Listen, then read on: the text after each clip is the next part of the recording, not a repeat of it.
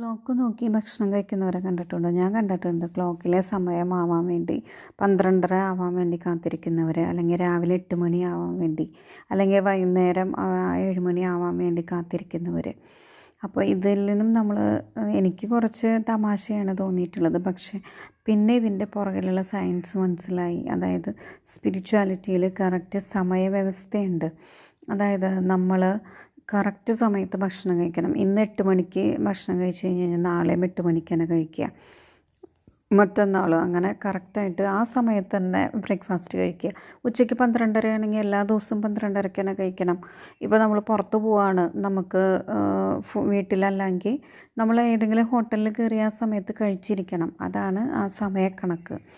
അപ്പോൾ ഇന്ന് കഴിച്ച ഭക്ഷണം രാവിലെ പലഹാരമാണെങ്കിൽ രാവിലെ പലഹാരം തന്നെ ഫോളോ ചെയ്യും, ഉച്ചയ്ക്ക് ഊണ്, അല്ലെങ്കിൽ വൈകുന്നേരം ചപ്പാത്തി ആണെങ്കിൽ അത് തന്നെ കണ്ടിന്യൂ ചെയ്യും. മാറി